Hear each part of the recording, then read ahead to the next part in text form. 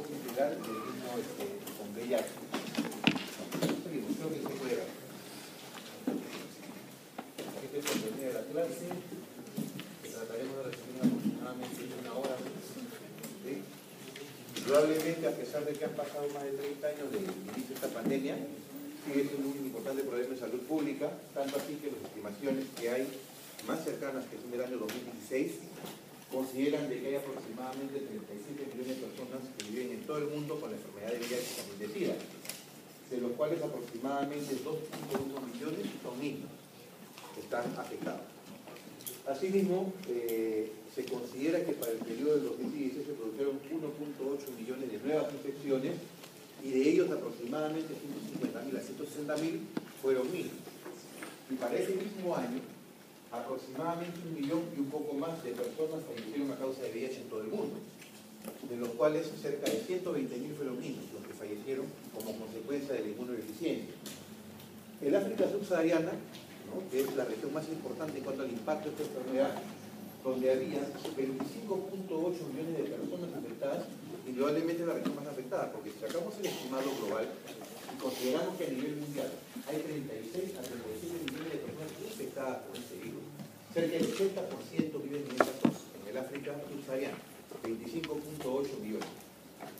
Es por eso de que se menciona a su vez de que casi el 70%, o sea, 7 de cada 10 nuevas infecciones que se dan en el mundo, se generan justamente en el África subsahariana, por diversas características de la región. Este es uno de los últimos mapas que uno encuentra en las páginas de la OMS y también del UNAIDS, o sea, de la ONU-SIDA, en la cual se ve la proporción, ¿no?, de personas que viven con VIH-Sida. En América se estima un promedio de 3.300.000, como ustedes ven en el mapa, en color mostaza. A diferencia, ¿no?, de la zona del África subsahariana, donde el color rojo representa aproximadamente 25.600.000 personas afectadas por esta enfermedad. Hay algunas cifras más que quiero compartir con ustedes, que son justamente las observadas por la OMS y también por esta agencia que se denomina UNAIDS, que en castellano es la ONU-SIDA, y que estima que hay objetivos, ¿no?, de desarrollo sostenible hasta el 2030. Hay una proyección. Si bien es cierto que se ha avanzado significativamente, como lo veremos luego en unos gráficos que son bastante didácticos, la idea, ¿no?, es de que en global, excepto en el África, de alguna forma el mundo, de manera global, ha logrado detener la propagación, en todo caso, de la enfermedad por VIH. De hecho, la ha revertido en países desarrollados, por diversos programas que ellos tienen. Se ha logrado reducir la epidemia, las nuevas infecciones también han disminuido significativamente, y la respuesta orientada no a erradicar indudablemente la transmisión, porque de repente la idea es pasar a una epidemia de baja concentración. Va a ser difícil erradicar la epidemia por las características sociopolíticas del mundo, pero sí las cifras que están al costado, ¿no? Entre ellas, por ejemplo, tratar de disminuir hasta en un 35% las nuevas infecciones, o por ejemplo abajo, ¿no?, que es importante, por lo menos lograr que para el 2030 84%, 85% de la población mundial tenga acceso al tratamiento antirretroviral, o sea, TARG. Bueno.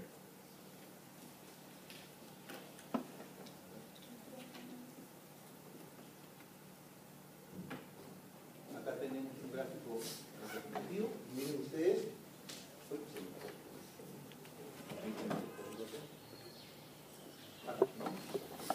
Es lo mismo que le puse en cifras, ¿no?, pero en un gráfico para poder entender. Hacia el año 2000, eran 3 millones las personas que se habían infectado recientemente, infecciones nuevas por VIH. Pasamos al color celeste, ¿no?, el óvalo, en el 2010, 2.2 millones. 2016, 1.8 millones, ¿no?, un color más celeste, más intenso. En el 2020, con color rosado, en el pequeño óvalo que se ve ahí, se estima que debe lograrse de que haya en promedio un máximo de 500.000 nuevas infecciones en todo el mundo, tanto en adultos como en niños. Teniendo en cuenta que la población infantil hasta los 15 años representa aproximadamente entre el 2 al 2.5% de la población global, o sea, de adultos. Y hacia el 2030, reducir a menos, como ustedes ven, es imposible decir que no va a haber transmisión, reducir a menos de 200.000. En este caso, los nuevos infectados, o sea, los casos nuevos de infección por VIH. Y en cuanto a lo que es de funciones, que también es un punto importante a poder considerar, aquí lo podemos ver, en cuanto a las infecciones, hacia el 2005 fallecían 1.9 millones, pasamos más abajo. 2016 le puse la estimación hace un momento, 1 millón de personas mueren con esta enfermedad. 2020 menos de 500.000 y lograr que hasta el 2030, ¿no?, a pesar de todos los esfuerzos, sean menos de 400.000 personas que mueran como consecuencia de esta enfermedad. Y en cuanto al número de personas que reciben DARGA, o sea, el número de personas que reciben tratamiento antirretroviral, al revés, ¿no es cierto? En el 2000, 600.000 aproximadamente, un círculo muy pequeño. 2005, ¿no?, excelente, 2.1 millones. 2010, 7.7 millones. Estamos hablando primero del círculo blanco pequeño, luego el celeste. Pasamos al celeste más grande, que representa el 2016, ¿no?, que es el más reciente que se tienen estimados de la ONU. Tenemos aproximadamente que se recomienda, o perdón, se ha estimado que cerca de 20 millones de personas en el mundo reciben terapia antirretroviral. Y se espera, ¿no?, que hacia el 2030 sean 33 millones de personas las que reciban en DARGA, la terapia antirretroviral. Muy bien. Con este primer panorama, la pregunta es...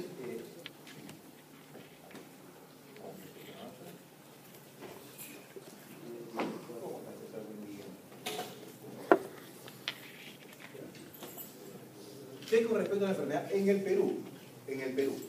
Bueno, conociendo la comunidad médica peruana de existencia de esta enfermedad, con las primeras investigaciones, ¿no?, y la revisión que se hacía a nivel de los investigadores, centrada fundamentalmente en los investigadores de Cayetano Heredia y también de San Marcos en esa época, el doctor Patruco, un médico que digamos, se dedicó a la parte de investigación biológica, ¿no?, biología molecular y otros más. El doctor Raúl Patruco fue el primer médico que diagnostica, junto con su equipo de médicos, en el Hospital Cayetano Heredia, el primer caso de VIH en la comunidad médica, en la comunidad, en este caso peruana.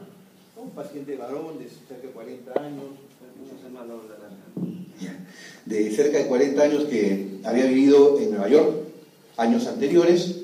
Este paciente hace un debut de neumonía por neumonitis carini, ahora se llama neumonía por Girovesi o Girovesi, ¿no?, y lamentablemente fallece. Y a partir de ahí es que comienza, ¿no?, en este caso el diagnóstico, ¿no?, de los casos que se empezaron a presentar a nivel de nuestro país. Y recién el primer caso pediátrico de un bebito de 11 meses, obviamente transmisión madre-niño, se hizo en el Instituto de Salud del Niño en el año 87. De ahí en adelante, si vemos las cifras, en el 2016, el Ministerio de Salud de nuestro país había reportado cerca de 61.000 personas que vivían con VIH-Sida, pero la ONU-Sida, o sea, este organismo mundial que estima a nivel mundial, también a nivel global, más bien estimaba que las personas en nuestro país pueden llegar a 100.000, y aproximadamente de ellos 2.000 a 2.200 eran niños, niñas y adolescentes, ¿no?, eso representa las siglas que ven allí, entre 0 a 14 años que viven con el VIH y el SIDA. En cuanto a las vías de transmisión, la más importante indudablemente es sexual a nivel de nuestro país, madre-niño y sanguínea. Es una epidemia concentrada, indudablemente la que tenemos, con un 0.45% poblacional para adultos, y lo más importante que es baja para mujeres embarazadas, 0.2%. Pero la prevalencia en aquellos grupos de elevada prevalencia de ITS, ¿no?, lo que se llaman los GPITS, grupos de elevada prevalencia, vemos sí que el riesgo es mayor, cerca al 12%. Y este grupo es el puente justamente en la transmisión a nivel del hogar. Esta es una cifra más actualizada del año 2017, es una cifra más actualizada, en el cual ya tenemos un estimado real, porque existe mejor registro y mejor comunicación o notificación de enfermedades. Y ya para finales del 2017, el total de personas, anteriormente le presenté de 2016, ¿no es cierto?, de 2017, estimado ya en nuestro país con cifras reportadas de manera oficial, son más de 100.000. Son 111.558 personas que viven con VIH y SIDA, ¿ok? Y de ellas 40.912 viven estrictamente con SIDA, o sea, en estadio SIDA, a pesar de que tienen acceso universal a la terapia antirretroviral, estas personas. Bueno, la pirámide poblacional no ha variado, se presenta siempre en la población intermedia. Si vemos esta pirámide, a la izquierda casos VIH, a la derecha casos SIDA, ¿no?, aproximadamente el 55% de los casos de VIH se diagnostican entre los 20 a 34 años de edad. Y si vemos, también hay un grupo importante entre los 0 y 4 años, abajo. Y un 65% de los casos de SIDA se diagnostican entre también 20 a 39 años de edad, con una media de 33 años, pero también nuevamente vemos el impacto de la infección pediátrica en la parte de abajo, donde hay 300 casos nuevos.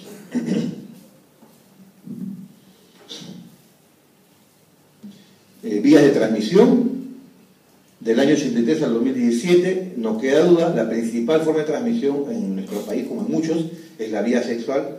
Para nuestro país representa el 97.5% de la principal forma de transmisión, dejando un 2% para la transmisión, en este caso madre-niño. Y es por eso que la estimación calcula entre 2 a 2.5%, ¿okay?, del total de casos de VIH en general en la población, que se da estrictamente en niños. Y esto se da fundamentalmente en niños cuya mamá le transmitió la infección, ¿no? De ahí justamente el punto en rojo, en el círculo, 2%. 2.096 personas aproximadamente, en este caso niños, niñas. Pero hay que tener en cuenta de que en la transmisión sexual, ¿no?, que es la que ustedes ven en el círculo que ocupa prácticamente la mayor parte de la superficie, hay que considerar los adolescentes que se infectan con VIH por vía sexual, que no están considerados en la parte inferior, pero se maneja como población pediátrica. De ahí el rango, ¿no?, que se menciona que hay de 2.000 a 3.000 niños, niñas, adolescentes que viven con esta enfermedad. E indudablemente el enfoque de un niño o de un adolescente, en todo caso, que vive con VIH y SIDA y probablemente toma carga desde muy pequeño, es muy diferente, ¿no es cierto?, el enfoque, por una parte clínico, y la forma como enfrenta la enfermedad este paciente frente a un adolescente que se contagia recientemente, ¿no?, el cual es más difícil de poder manejar, porque justamente es infección reciente. Es otro grupo etario en el cual entra en conflictos mucho más serios que aquel niño que conoce su estado de enfermedad probablemente desde los 7, 8 años y llega a la adolescencia conociendo su enfermedad. Principales mecanismos de transmisión, no queda duda, ¿no? Si hablamos principalmente de los niños, el madre y niño es el más importante, pero no es el único. Tenemos la vía sexual, como le mencionaba abajo, no solamente el abuso, sino también relaciones sexuales consentidas en los adolescentes. Tenemos transfusiones de sangre y derivados, y excepcionalmente por ahí se podría considerar objetos contaminados en niños, no como en los adultos. Esto porque los niños pues tienen menos riesgo de repente usar una navaja, ¿no?, de practicarse de repente un tatuaje, entre comillas, ¿no?, que son básicamente conductas en personas mayores. Y si nos referimos puntualmente al riesgo de transmisión madre-niño, ¿no?, que es el más importante de todos, ¿okay?, porque si consideramos el riesgo de transmisión, hemos visto que de 9 a 1 es madre-niño y el resto lo dejamos para abuso sexual, sangre de derivados y otros, tenemos más o menos esta proporción. Que el principal momento en el cual se contagia el bebé es cuando nace, o sea, en el 2, cuando nace. O sea, cuando pasa por canal de parto, en un parto eutóxico, principal momento en el cual se puede contagiar. La transmisión intrauterina, ya sea porque la mamá vive con VIH o porque se contagió por una transfusión, ¿okay?, representa aproximadamente un 20% del riesgo de transmisión. Y el riesgo global, ¿no es cierto?, al momento que el niño nace, ¿no?, es que tenga, si es que no se practicó ninguna conducta preventiva, o sea, ninguna estrategia de prevención antes de nacer, el riesgo global es 20%, a diferencia, por ejemplo, de la zona del África subsahara, ¿no? En esta zona el riesgo de transmisión llega al 40% en la población sin ninguna intervención. Es el doble de lo que es en América Latina, en el sudeste asiático y otros más.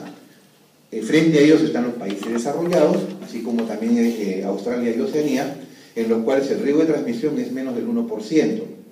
¿Y esto por qué? Porque tiene implementados programas de prevención de transmisión vertical ya establecidos en la comunidad y detección temprana, en este caso la población que vive con VIH y SIDA, los cuales tienen acceso universal al TARGA y pueden decidir en qué momento, si tienen su pareja, tener un hijo o una hija, pero tomando terapia antirretroviral, en el cual el riesgo de transmisión ya es nulo prácticamente para el bebito posteriormente.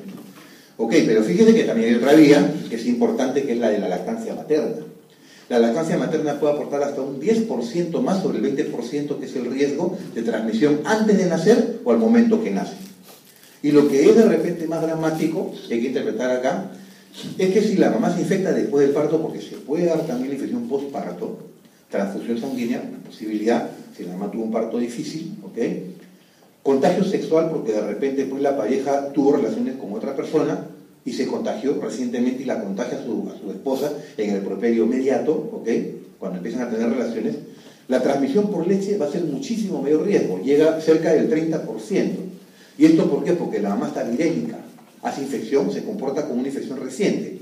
Entonces eleva viremia, carga viral por encima del millón, probablemente en la mamá, que está en segundo, tercer, cuarto mes de embarazo, de puerperio, ¿ya? Y le da de lactar a su bebito a los 4 o 5 meses de edad. Y la posibilidad de transmisión también se da en ese día, a pesar de que no se contagia antes, al momento que nació, porque la mujer no estaba con VIH, se contagia por leche materna. Pero es riesgo elevado, mayor que el anterior, 30% de posibilidades. E infección materna reciente. ¿Cuáles son las consideraciones importantes en los niños? A diferencia de los adultos. O sea, ¿qué diferencia la infección de un niño con el adulto? Bueno, indudablemente la vía más importante es perinatal. El adulto es sexual, como ustedes lo saben. Segundo, no se hace diagnóstico temprano, sino cuando aparecen complicaciones. Eso lo veremos dentro de un momento en una diapositiva en la cual yo les muestro cuál es la pesquisa diagnóstica, o sea, cómo se da el diagnóstico en el niño, en la práctica cotidiana.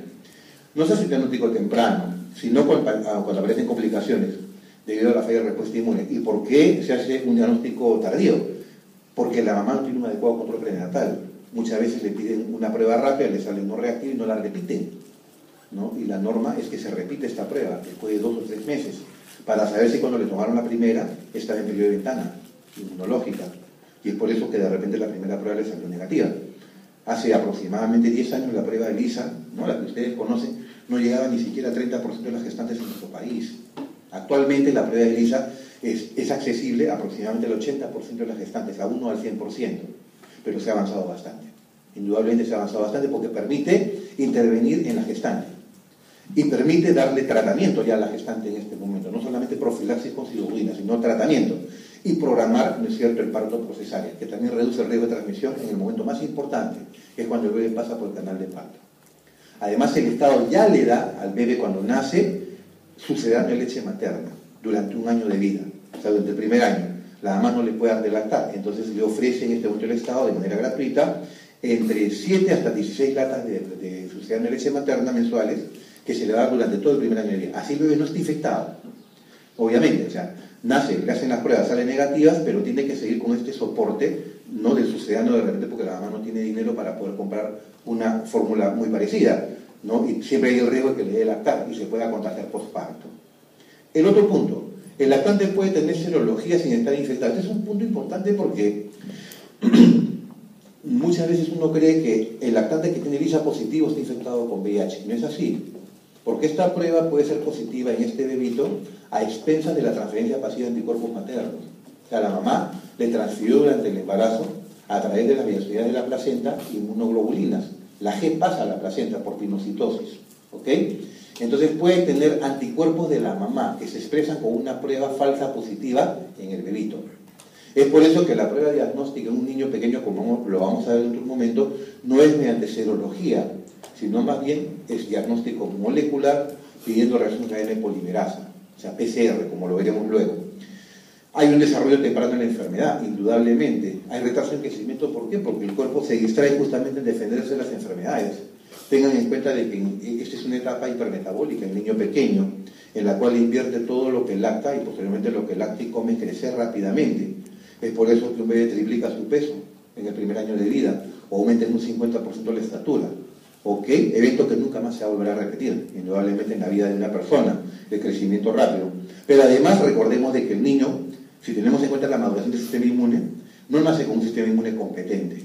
Nace con inmunidad celular, que le permite defenderse fundamentalmente contra el virus, ¿no es cierto?, bacterias intracelulares y hongos. Pero el desarrollo de la inmunidad humoral se va a completar en los primeros 2 años de vida. Y cuanto más pequeño, el bebé tiene una pobre respuesta de anticuerpos, muy pobre, ¿ok? Entonces, como el sistema inmune está en maduración, esta infección depleta la respuesta inmune, entonces se afecta más al niño. No es como el adulto que tiene reserva inmune y de repente presenta complicaciones después de 5 o 10 años de infección. El niño no, el niño puede empezar a presentar complicaciones a los meses de haber nacido y pasar al estadio SIDA incluso antes del año de edad, sobre todo cuando se contagia intraútero.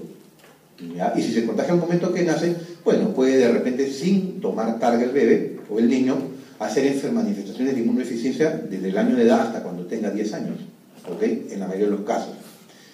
Hay retraso en crecimiento, muchos de los niños que llegan incluso tomando targa a la consulta con 12 a 17 años de edad, son niños que presentan infantilismo. Ustedes lo ven, no representan su edad. Son niños con talla corta, con pobre desarrollo sexual secundario, tanto en varones como en mujercitas. A lo más si tienen algo, ¿no? Lo tienen por efectos secundarios, lamentablemente. Por ejemplo, los varones vienen con ginecomastia, producto justamente del targa. Las mujercitas más porque desarrollo mamario también tienen adipomastia, no ginecomastia, adipomastia. O sea, aumenta el tejido graso y otros más. El otro punto es de que en niños, a diferencia del adulto, se ve con mucho más frecuencia el PCP, o sea, neumonía poliposis tiroides, que es oportunista, y otras infecciones oportunistas más. Así como también un cuadro que es exclusivamente casi de niños, pero de difícil diagnóstico, que se denomina neumonía linfoide intersticial, que se representa por las siglas LIP, que es un cuadro exclusivamente de niños en el cual la morbilidad respiratoria que tiene el niño, muy semejante a un asmático, se produce por una coinfección entre el virus Epstein-Barr y el virus del VIH.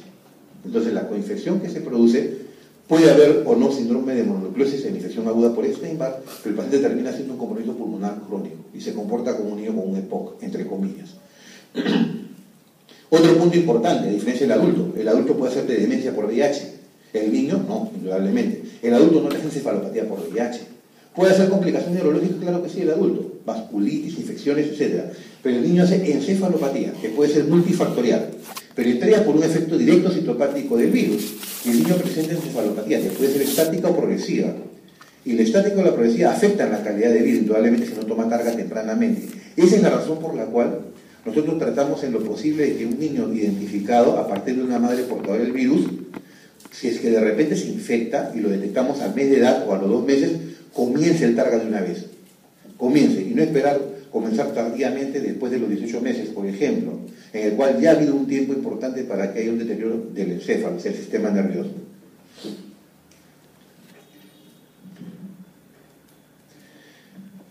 Seguimos, ¿no es cierto?, lo que le decía, el sistema inmunológico no alcanza madurez para enfrentar otras enfermedades, y el tiempo que transcurre desde que nace hasta que hace estadio SIDA, promedio 1 año, y en la era pre-targa, vale decir, del 2003 hacia atrás, año 87, le dije, el primer caso de niños diagnosticado en el Perú, hasta el año 2003 en que se inicia el targa, aproximadamente 1 de cada 2 niños que eran diagnosticados fallecían antes de cumplir los 2 años, 50%. Y aproximadamente 8 de cada 10, porque no había targa, ¿no es cierto? Lo único que se hacía en los hospitales era terapia compasiva. Estaban llenos el servicio de infectología con niñitos que lamentablemente fallecían, ¿no? 4 o 5 por mes. Un 80% fallecía antes de cumplir los 5 años de edad. Cifras estimadas, ya, no por el ministerio, porque no les conviene, han sido estimadas por 2 trabajos de investigación de aquel entonces internos de medicina, ¿no?, para obtener tesis de grado, ¿no?, de título, perdón. E hicieron 2 estudios de tipo epidemiológico en el Hospital del Niño y también en el Hospital Cayetano Heredia, en aquella época.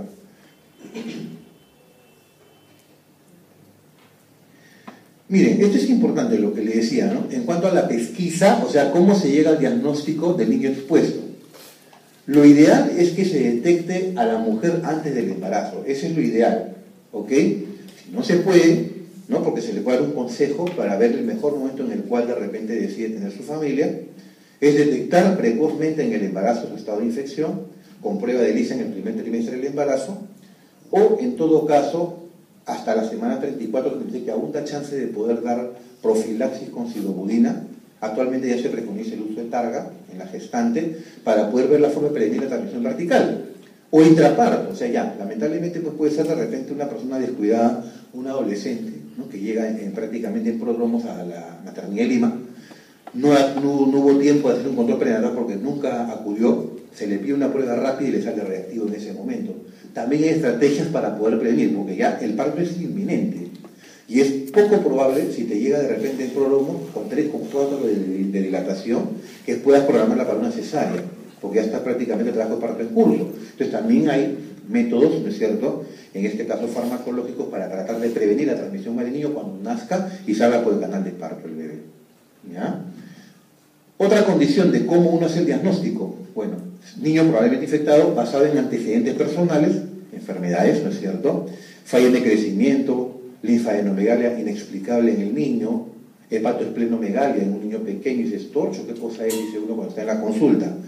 Infecciones recurrentes, por ejemplo, neumonías a repetición, otitis media aguda recurrente, coinfecciones, ¿no?, en el paciente, TBC pulmonar o extrapulmonar a temprana edad, varicela diseminada, diarrea persistente que no mejora con tratamientos, candidiasis orofaringia que no mejora a pesar del tratamiento que se le da al niño de 1 año, 2 años, etcétera, etcétera. Son condiciones clínicas, ¿no es cierto?, de sospecha, indicadores de sospecha. Antecedentes renales, manifestaciones clínicas, enfermedad centinela. Enfermedad centinela se le llama aquella que motiva que el niño se interne y a raíz de esa enfermedad le pide uno la prueba de ELISA para VIH. Entonces, esa es una enfermedad centinela. De hecho, lo más frecuente es las respiratorias y de ellas las neumonías complicadas. Porque el niño mejora de un cuadro neumónico y cuando le vas a dar de alta, de nuevo hace una neumonía intrahospitalaria. Entonces tú dices, pero esto no va bien, si hemos tomado todas las precauciones, pídele su prueba de ELISA y le sale reactivo, ¿no? Es una forma retrospectiva de hacer el diagnóstico. O bien también alteraciones de laboratorios. O bien también porque se pide el examen de VIH porque los papás quieren que se le haga al niño. Y hay muchas condiciones más, ojo, por ejemplo, puede darse el caso de un niño que llega a la consulta de otorrino y tiene una hipertrofia adenoidea, 5 o 6 años de edad, y el otorrino lo programa para intervención, o sea, una adenoidectomía. Y como cualquier intervención quirúrgica selectiva, ¿no es cierto? Perdón, electiva, lo que se hace es pedir un preoperatorio, un prequirúrgico. Entre ellos se incluye la prueba de VIH. Y no ha sido infrecuente que en pacientes que van por otro problema, que nada tiene que ver con la enfermedad de fondo, les sale el ELISA reactivo. Recién se enteran en ese momento, ¿no?, que el niño tiene este problema, hay una negación rotunda de los padres, pero cuando se hace la investigación, se encuentra en la mayoría de los casos, prácticamente 99 a 100, de que ambos padres están infectados. Cuando es posible que estén los dos juntos aún, ¿no es cierto? En otras circunstancias se puede dar de repente de que la mamá esté infectada y el papá le salga el ELISA no reactivo, también se da el caso, ¿no? A esa condición especial se le denomina pareja discordante. Una pareja discordante es aquella en la cual, como estamos manejando niños, se entiende que la mamá es la que tiene que ser reactiva porque es la que contagia al bebé y el papá es negativo. Sea de una u otra forma, ya se imaginarán el impacto en la familia, ¿no? Muchas veces pues esto genera desunión porque se echan la culpa entre ambos, ¿no? A pesar de que muchas veces, igual 99% de los casos es el varón el que contagia en la familia. No es la mujer, sino el varón, entre comillas, que lleva la enfermedad a la casa. Marcadores de sospecha en infección por VIH. Tenemos fallos de crecimiento, el niño no te crece, lo controlas mensualmente y no hay aumento de peso y talla. Retraso psicomotriz, infecciones severas o recurrentes, candidiasis, pérdida de peso, la fiebre persistente, ¿no? O sea, que son catalogadas como de origen desconocido. La linfaadenomegalia, hepatoespleno, que es de alguna manera son marcadores de hiperrespuesta del sistema retículo endotelial, diarrea prolongada, no se encuentra ningún enteropatógeno, el niño se va en diarrea y pierde peso, y la TBC extrapulmonar. Hay un sistema de clasificación universal,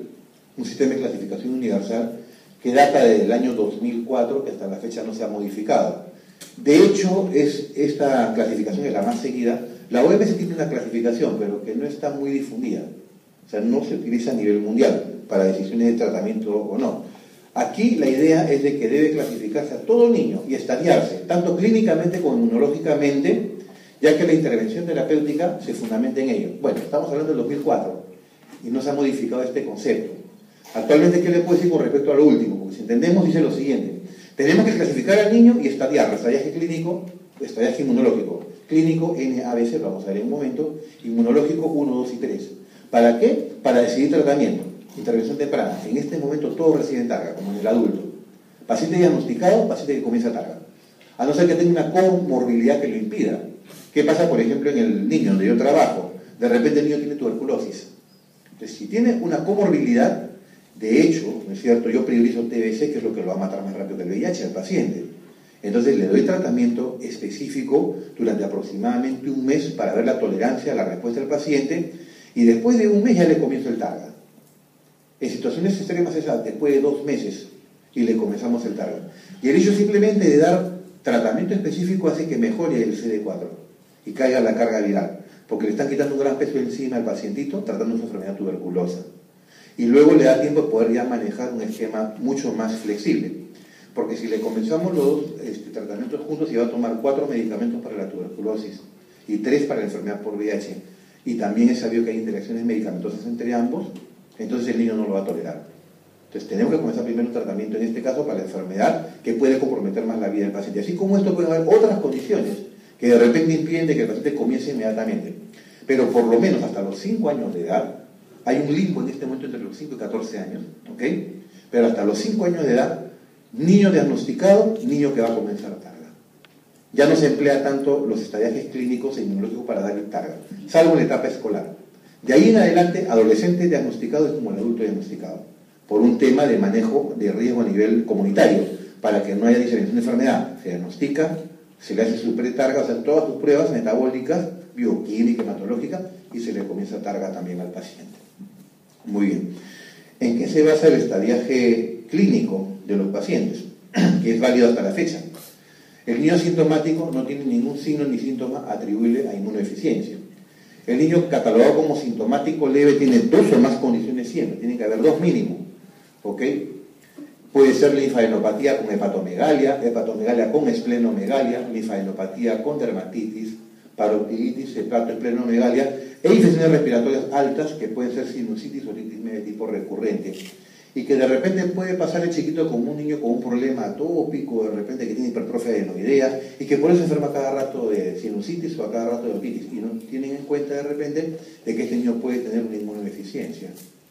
Luego tenemos el niño sintomático moderado, categoría clínica B, en el cual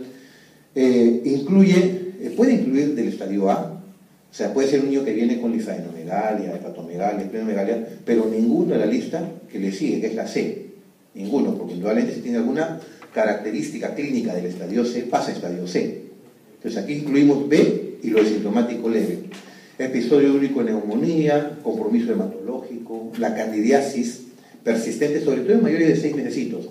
TBC pulmonar, que no está incluida en la clasificación tradicional de la CDC, ¿no? Que es un ente rector de enfermedades infecciosas a nivel mundial, Estados Unidos, pero por la importancia de la enfermedad de tuberculosis en América Latina y en África, ¿no? Se incluye en el estadio B como sintomático moderado, porque la tuberculosis extrapulmonar en un niño lo cataloga en estadio SIDA, o sea, en estadio C.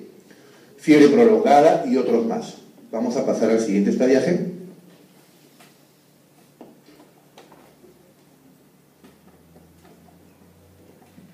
Herpes, cardiomiopatía, neumonitis linfoide. La categoría clínica seguimos, ¿no? Hepatitis, infección por citomegalovirus y otros más.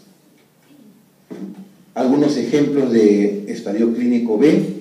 Tenemos neumonías en los pacientes, tuberculosis, como hemos hablado derecho, ¿no? En la diapositiva, y la neumonía linfoide intersticial, que como les explicaba se comporta como una enfermedad que produce un patrón de tipo obstructivo y también restrictivo.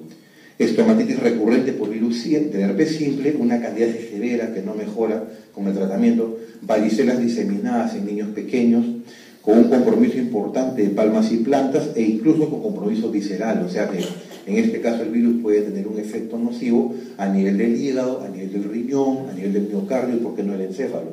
Entonces hay compromiso visceral en muchos pacientes. Herpes zóster a temprana edad. Sabemos de que el periodo de latencia después de la infección de la varicela es prolongado.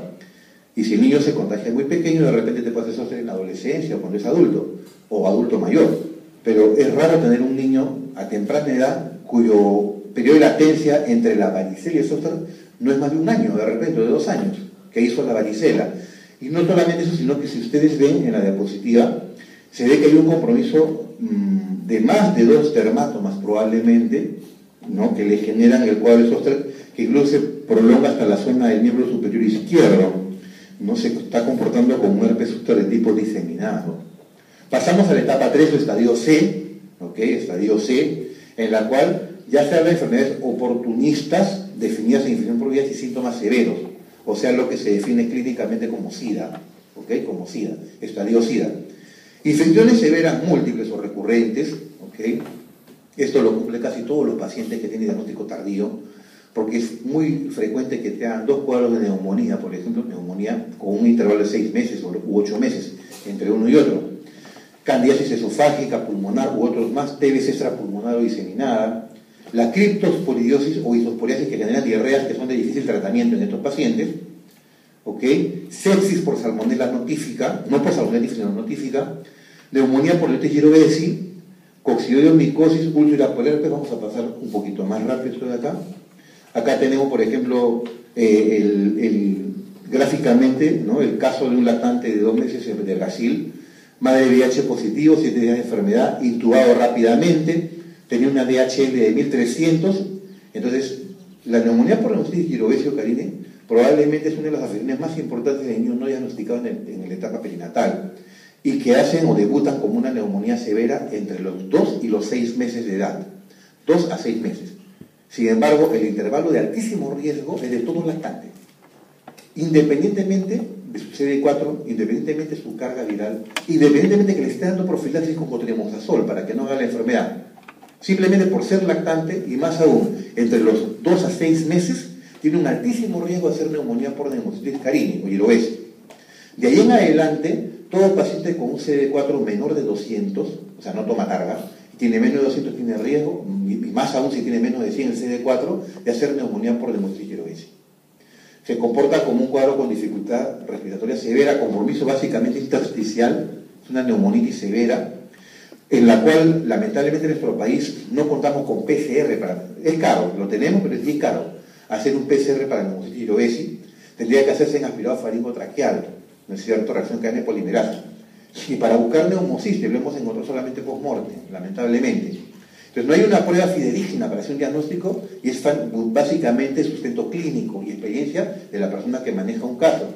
Entonces todo lactantito que ingresa por emergencia, sabiendo que el papá o mamá tienen VIH, el niñito ingresa con diagnóstico probable o presuntivo, se le comienza muchas veces su ampicilina y también se le da su cotrimoxazol. Lamentablemente tampoco contamos con el medicamento de elección que es el cotrimoxazol por vía parenteral, o sea, para usar inyectable. Le tenemos que dejar simplemente por vía oral, en suspensión. Y dejarle muchas veces corticoides como dexametasona alta dosis para que responda. Ustedes se preguntarán, doctor, ¿y cómo llegan al diagnóstico entonces? No sé cómo lo hacen para poder más o menos saber. Bueno, le da al paciente que no tome profilaxis, sobre todo si es mayorcito, que tenga un DHL el triple, el cuádruple, el valor normal, hipoxemia persistente incluso con apoyo, suplemento de oxígeno, pero que te responde rápidamente en las primeras 48 horas a tratamiento con cotrimoxazol más dexametasona parenteral. Y se te limpia la placa también rápidamente. En este caso, felizmente que el niño salió. Abajo tenemos un lactante de 4 mesecitos. Fue catalogado como un IRA grave, IRAG, ¿no?, intubado, y lamentablemente falleció el segundo día de vida. Disculpe, de enfermedad. DHL bien elevado, casi 4000, VIH positivo el paciente, y el lavado bronquialveolar, o sea, el PAL, lavado bronquialveolar positivo para PSP, ¿no?, que es el procedimiento diagnóstico. Pero vayan a hacer pues un BAL acá en el Perú, o sea, en Lima, o en el niño, bien difícil, ¿no? Hacen lavado bronquial una vez por semana nada más, y lo pondrían al último, o sea, si el niño está mal el lunes, van a hacer lavado bronquial el día sábado, ni hablar, no llega, o ya se recuperó. Entonces tenemos dificultades también en cuanto a lo que vienen a ser los procedimientos, ya por falta de repente de material. Entonces, lavado bronquial hacen un día o 2 días a la semana y ahí juntan a todos los pacientes, ¿no? Bueno, estos son los estudios del lavado bronquial. Esto lo pasamos. Esto lo habíamos mencionado hace un rato. Encefalopatía por VIH, también se los mencioné. Tal vez lo más representativo que pueden observar ustedes ahí, primero de arriba de la tomografía, son 2 cosas importantes, ¿no?, que se ve en VIH, es típico. No hay tanto hidrocefalia, y por alguna razón que no conocemos, y esto se lo digo con conocimiento porque yo tengo más de 20 años trabajando en infectología, y son poquísimos los casos de MEC supurada que hemos visto en niños con VIH.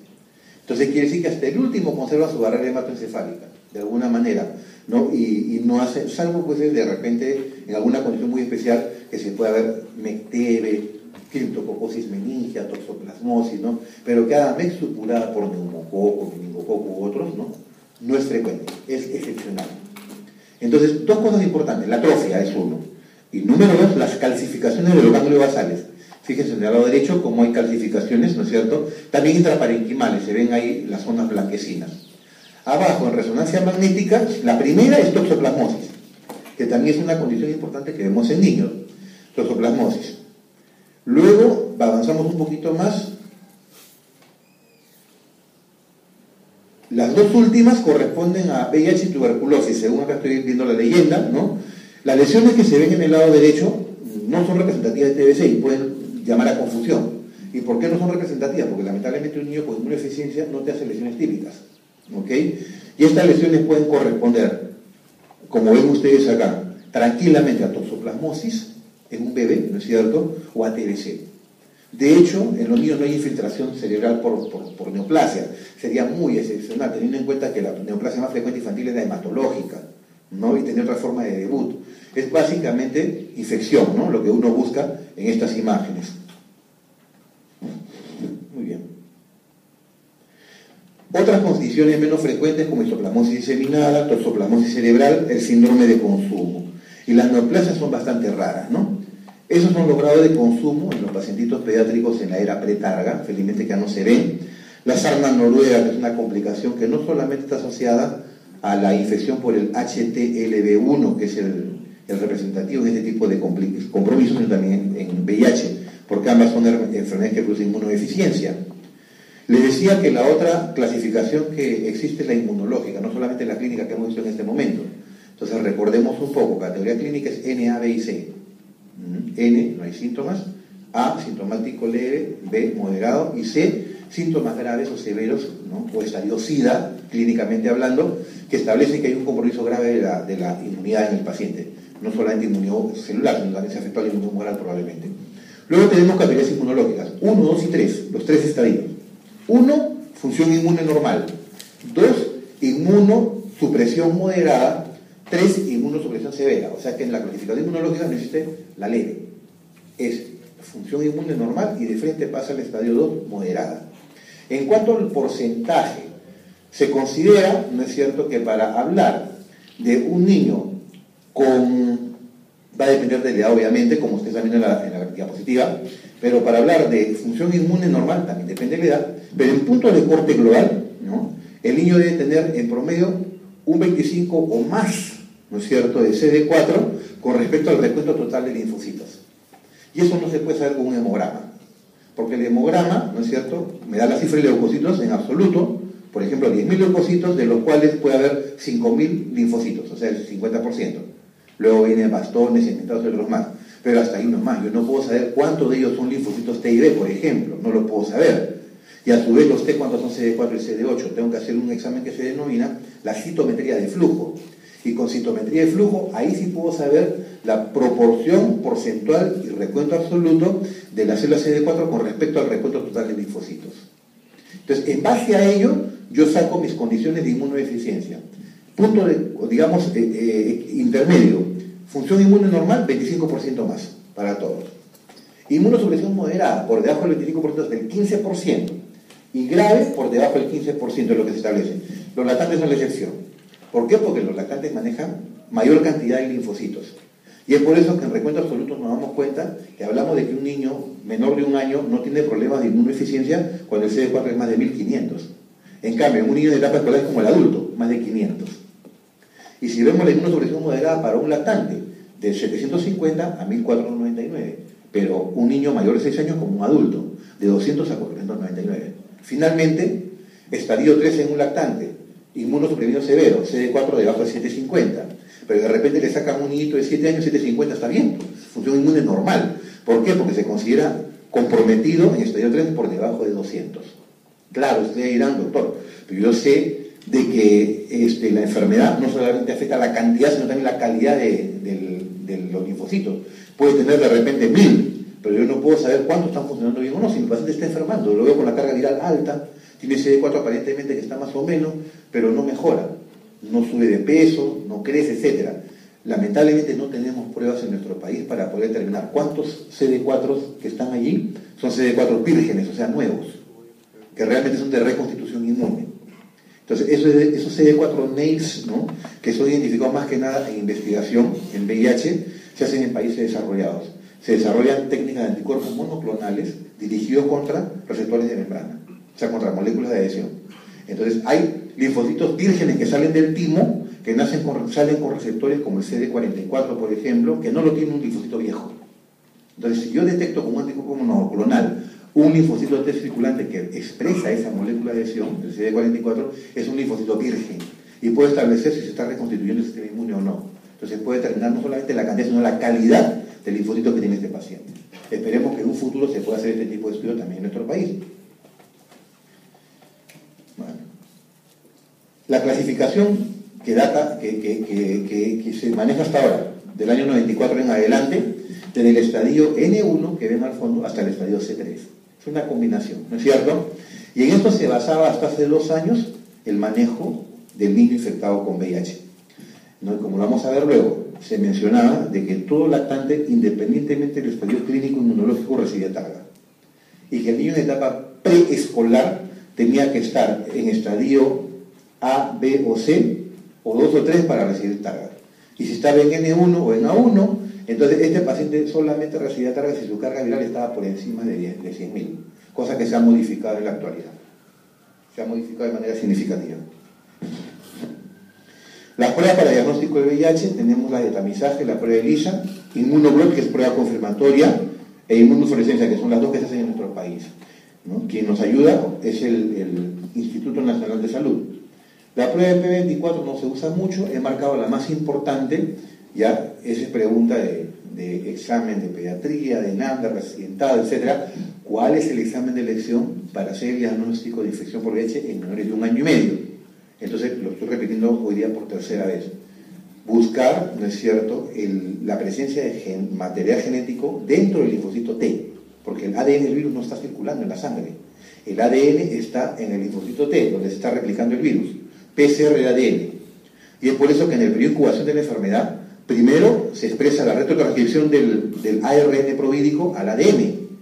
Y después de un tiempo va a aparecer las copias de ARN libres en el plasma. Es por eso que la carga viral no es una prueba diagnóstica en niños pequeñitos, será para seguimiento de targa en todo caso. La prueba más importante es justamente la prueba cualitativa, el PCR de ADN. La carga viral, como les decía, es para seguimiento. El cultivo no se hace, no se realiza. Este es importante. Y vemos en todo caso la importancia de las pruebas.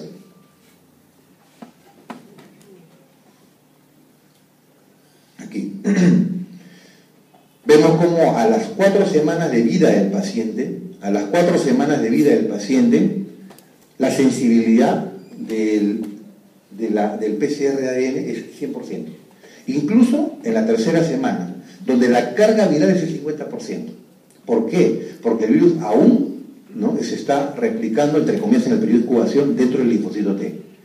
Ahí se está produciendo la retrotranscripción, se está produciendo la integración del ADN en el ADN de la célula huésped, etc.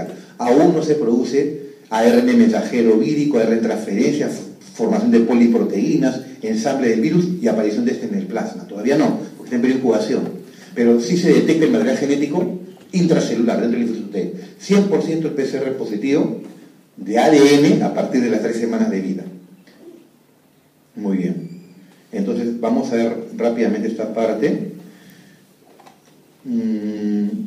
Esto lo hemos conversado. Diagnóstico de infección. Le decía que en menores de 1 año y medio tiene que hacerse con la prueba de PCR de ADN, una al mes. La otra actualmente se menciona que tiene que hacerse 3 meses después.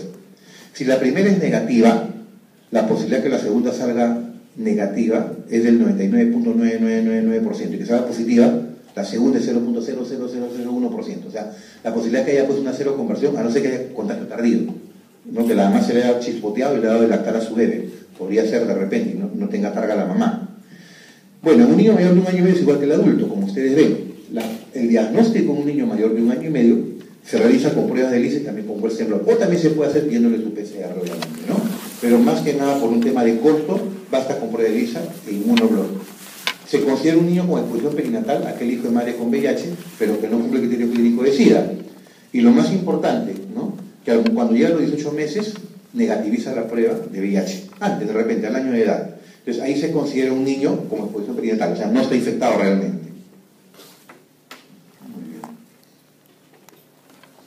En el manejo integral del paciente, que es todo un reto, es multidisciplinario en nuestro hospital, ¿no? Hay una serie de personas involucradas, no solamente es un manejo del médico, ¿no? Que de hecho de repente no es el más importante tampoco. La estrategia sanitaria nos ayuda bastante para el manejo de los pacientes, la asistente social, la enfermera, nutricionista y otros profesionales de la salud, que apoyan, incluso los mismos padres de familia agrupados, ¿no? En lo que se denomina grupo de ayuda mutua. Entonces estas personas también apoyan bastante, sobre todo hay niños y adolescentes que apoyan a los jovencitos, ¿no? Con diagnóstico reciente, o también de repente para sostenerlos en la adolescencia, en momentos difíciles, cuando pierden seres queridos. El manejo es integral, precisar diagnóstico, seguimiento, manejar sindrómicamente a los niños cuando hay fiebre sin foco, cuando hay infección respiratoria, diarreas, manejar etiológicamente los eventos oportunistas más frecuentes como son tuberculosis, varicela y otros más, inmunizaciones, tratamientos profilácticos como profilaxis para neumocistis, para TBC con isoniazida, por ejemplo, que es lo más frecuente, targa, o sea, la terapia antirretroviral, y también manejar los efectos secundarios, ¿no? Y también la toxicidad asociada a la targa, porque no es que tampoco es una pera en dulce, como decimos. Tenemos que hilar fino cuando vamos a terapia antirretroviral y todas las medidas de prevención y control de esta enfermedad. Le decía, ¿no? Actualmente todo menor de 5 años comienza targa, ¿no? Esto es anecdótico, hasta el año pasado yo lo presentaba en la charla, ¿no? Y lo he traído para que lo vean. Todo menor de 5 años, antes se decía menor de 1 año, todos, pero si tiene 1 a 6 años, solo si tiene SIDA, inmunosupresión severa, y en todo caso categoría NAB lo va a decidir el comité de expertos. Eso ha quedado fundamentalmente para los grupos de mayoría de 6 años. Adolescente y adulto, igual que los primeros, todos reciben terapia antirretroviral. Los antirretrovirales, disculpe, bueno, 5 minutos más. ¿Bien? Bien, antirretrovirales, tenemos grupos, ¿no? En relación también a los puntos claves de la replicación del virus. Sabemos que el virus interactúa con un receptor, o receptores y correceptores, entra, ¿no es cierto?, a la célula. Por tanto, hay un momento que se denomina fusión, entre comillas, del virus con, en este caso, por intermedio de sus glicoproteínas con receptores de membrana, entrada por endocitosis, ¿ok? Liberación de toda la batería genética que tiene enzimática para poder sintetizar ADN, porque es un virus ARN. Entonces, hay acción de una enzima importantísima que se llama transcriptasa reversa, ¿no? Que transforma el ARN vírico en un ADN vírico o provírico, integración de este material genético, generación de los respectivos ARN mensajeros, transferencia, ribosómico, síntesis proteica, de poliproteínas a las cuales, o frente a las cuales actúan unas proteasas que actúan como entre unas tijeras que van cortando ciertos segmentos, luego por un mecanismo complejo no bien conocido, un ensamblaje del virus y la liberación del mismo. En cada uno de estos puntos, como por ejemplo en la fusión del virus, hay inhibidores. Inhibidor de fusión y también inhibidor de entrada. Inhibidor en el momento que se sintetiza el ADN, inhibidor de transcriptasa reversa. Algunos son análogos nucleótidos, por tanto se parecen a la adenina, se parecen a la guanina, a la timina, y son incorporados como falsos nucleótidos a la cadena de ADN. En cuanto entra este falso nucleótido, se corta la síntesis, porque es un falso nucleótido. No continúa la síntesis, ¿no es cierto? No nucleócidos, inhibidores competitivos, se meten al sitio de entrada, al sitio activo de la enzima. Entonces impiden su función. Inhibidores de proteasa, cuando se produce la síntesis, ¿no es cierto?, de las proteínas. Y los potenciadores farmacocinéticos, que son medicamentos que se utilizan junto con otros para potenciarlos, no como terapia antirretroviral. Entonces, ¿qué voy a hacer con estos medicamentos como cobicistat en adultos, ritonavir en niños adultos? Le doy pequeñas dosis, ¿para qué? Para que, por ejemplo, estimulen o inhiban citocromos P450 a nivel hepático. ¿Ya? ¿Para qué? Para que no haya un metabolismo rápido del otro medicamento. Puede ser, por ejemplo, en el caso del opinavir ritonavir. Le doy ritonavir, ¿para qué? Para inhibir la función de la citocromo P450 de tal manera de que no me degrada, no me depura rápidamente la opina y permanece más tiempo elevado en la sangre. Y puedo dar cada 12 horas, por ejemplo, el medicamento, ¿no? Ese es el efecto. Muy bien, vamos a ver rápidamente para ganar tiempo. Seguramente ustedes conocen esto. En todo caso, precisar, ¿no? El esquema inicio de targa en los niños debe incluir siempre 3 medicamentos para comenzar. 2 de los llamados análogos de nucleócidos, y el tercer medicamento puede ser un no nucleócido o también puede ser un inhibidor de proteasa. El Ministerio de Salud recomienda, el MINSA recomienda, que se comience de la siguiente manera. Entre los análogos nucleócidos, utilizar sidobudina o lamivudina, primera combinación, sidobudina y lamivudina o más, o bien abacavir con lamivudina, es la otra combinación que recomienda. Ellos son análogos de nucleócidos más, ¿no es cierto?, nevirapina en niños pequeños, efavirenz en niños mayores de 3 años. Actualmente ya hay algunos estudios avanzados para poder recomendar uso de efavirenz en menores de 3 años. El problema es que se tiene que usar más dosis, ese es el riesgo, ¿no? Siempre que hay un temor de que al usar más dosis del medicamento puede causar efectos en el paciente. Ok, si hay de repente resistencia o falla, previo, entre comillas, antibiograma, o sea, genotipaje como un antibiograma y se vea qué cosa resiste el virus, ¿no?, en una prueba especial, se puede hacer un esquema de rescate y se reserva para el rescate los medicamentos que ustedes ven. Entonces, si un niño tiene problemas con algunos análogos de nucleócido, nos queda de repente cambiar alguno de ellos por tenofovir, que es un análogo nucleócido. O de repente utilizar un nucleócido como la etravirina. O los IPs, que se menciona que tienen una barrera genética mucho más amplia para generar resistencia. ¿Qué quiere decir esto? De que los análogos nucleócidos hacen mutación rápidamente. Hay puntos de mutación bastante rápidos, intercambian aminoácidos, ¿no es cierto?, en la cadena poliproteica, y con uno o dos mutaciones ya son resistentes. En cambio, para un IP tiene que haber hasta 6, 7 de repente cambios mutacionales. Entonces es una droga con una barrera genética alta. Entonces dura más tiempo. El niño puede recibir 10 años o más de repente el mismo medicamento sin que se cambie. Porque de hecho, por más que uno dé tratamiento y trata de alguna forma de que se mantenga la replicación en cero, van a haber de alguna forma liberación de algunas cepas mutantes. Pero felizmente casi todas son consideradas como cuasi especies. O sea, casi especies. No son especies infectantes. Y tenemos un inhibidor de integrasa, que también lo guardamos para el final, que es el raltegravir.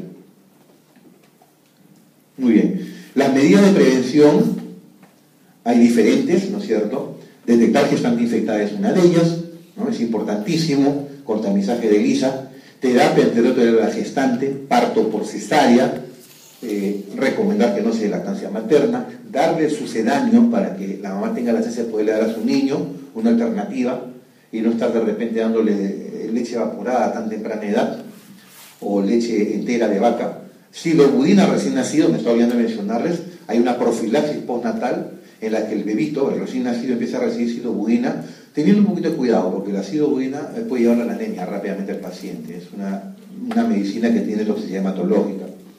Y el riesgo de infección se reduce, de lo que conversábamos al final, en esa gráfica, que le decía que el riesgo global es 20% y con lactancia puede llegar al 30%, y le decía incluso que si hay infección postparto a través de la leche materna en una mamá que se contagió después de haber nacido su bebé, se incrementa hasta un 30%, etcétera, se reduce a menos del 2%.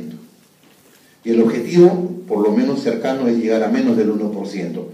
Entonces, con esto he terminado mi exposición. Les he traído esta gráfica, que es una gráfica representativa.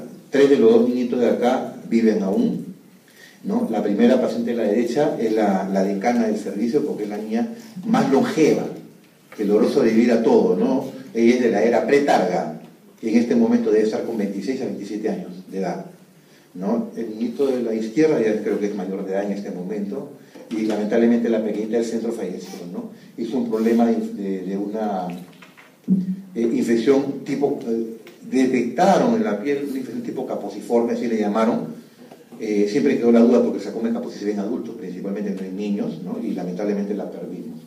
Entonces, con esto he querido brindarles de una manera bastante breve un panorama global y motivarlos en todo caso para que revisen el tema, ¿ok? Y de mi parte va a ser hasta dentro de unos días, porque vamos a reunirnos para tocar 2 temas, que son el de hepatitis virales y también enfermedades emergentes y reemergentes en pediatría. No sé si hay alguna pregunta para terminar. Si no, les agradezco la atención, ¿ya? Muchas gracias.